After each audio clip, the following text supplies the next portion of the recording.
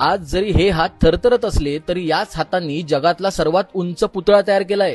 महाराष्ट्र भूषण असलेल्या या कलाकाराचा व्हिडिओ नक्की शेअर करा। नाव राम वनजी सुतार, जन्म 19 फेब्रुवारी 1925 मध्ये महाराष्ट्रातील धुळे जिल्ह्यातील गोंडूर गावात एका सर्वसाधारण कुटुंबात झालाय।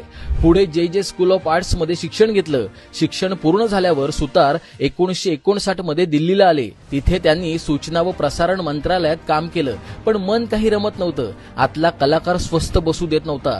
त्यामध्ये फ्रीलान्सिंगचं काम सुरू केलं आणि 2004 साली दिल्लीमध्ये राम सुतार यांनी स्वतःचा स्टुडिओ उभा केला आणि तिथून या महान मराठी कलाकाराची कला जगाला दिसू लागली। भारतामध्ये राम सुतार यांच्या बऱ्याच मूर्ती आजही लक्ष वेधून घेतात। भारत आणि भारताबाहेर तब्बल 300 देशांमध्ये त्यांनी तयार केलेले पुतळे आहेत, पण त्यांचं सर्वोत्तम काम म्हणजे स्टॅच्यू ऑफ युनिटी।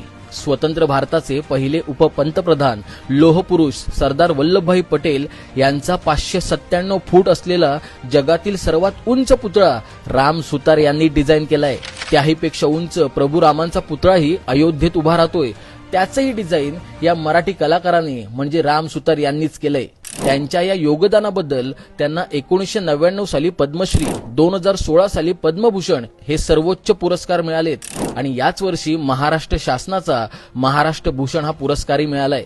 ही कथा आहे एका मराठी माणसाच्या जिद्दीची, ज्याने जगाला दाखवून दिलंय की मराठी हात जेव्हा जेव्हा काही घडवतात ना तेव्हा इतिहासच घडतो। म्हणून महाराष्ट्र भूषण राम सुतार या मराठी माणसाची गोष्ट नक्की शेअर करा आणि अशा मराठमोळ्या माणसांच्या जगावेगळ्या स्टोरीज ऐकण्यासाठी संवाद सेतूला फॉलो सुद्धा करा।